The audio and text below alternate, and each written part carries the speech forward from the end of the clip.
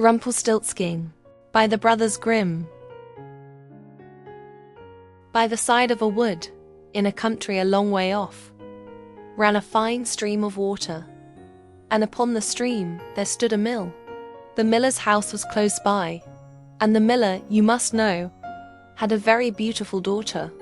She was moreover very shrewd and clever, and the miller was so proud of her that he one day told the king of the land, who used to come and hunt in the wood, that his daughter could spin gold out of straw.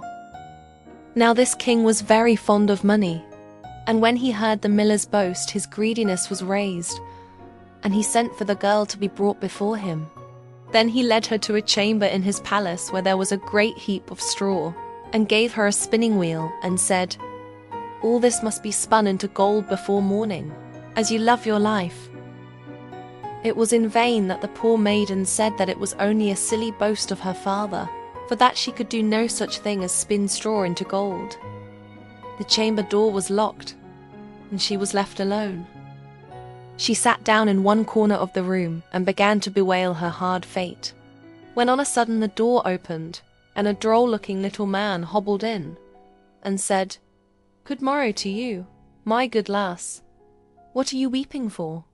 "Alas," said she, "I must spin this straw into gold, and I know not how." "What will you give me," said the hobgoblin, "to do it for you?" "My necklace," replied the maiden. He took her at her word, and sat himself down to the wheel, and whistled and sang, "Round about, lo and behold, reel away, straw into gold." And round about the wheel went merrily. The work was quickly done, and the straw was all spun into gold. When the king came and saw this, he was greatly astonished and pleased, but his heart grew still more greedy of gain, and he shut up the poor miller's daughter again with a fresh task. Then she knew not what to do, and sat down once more to weep. But the dwarf soon opened the door and said, "What will you give me to do your task?" "The ring on my finger," said she. So her little friend took the ring, and began to work at the wheel again, and whistled and sang, "Round about, lo and behold, reel away, straw into gold," till, long before morning, all was done again. The king was greatly delighted to see all this glittering treasure, but still he had not enough. So he took the miller's daughter to a yet larger heap, and said, "All this must be spun tonight, and if it is, you shall be my queen." As soon as she was alone, that dwarf came in, and said, "What will you give me to spin gold for you this third time?" "I have nothing left," said she.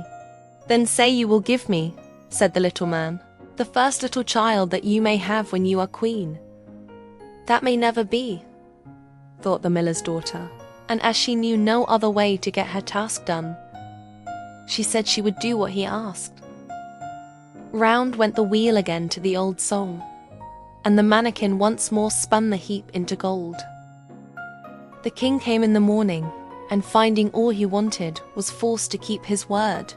So he married the miller's daughter, and she really became queen. At the birth of her first little child, she was very glad, and forgot the dwarf and what she had said. But one day he came into her room, where she was sitting playing with her baby, and put her in mind of it. Then she grieved sorely at her misfortune, and said she would give him all the wealth of the kingdom if he would let her off.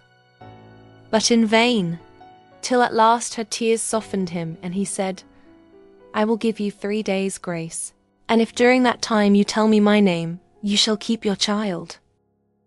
Now the queen lay awake all night, thinking of all the odd names that she had ever heard, and she sent messengers all over the land to find out new ones.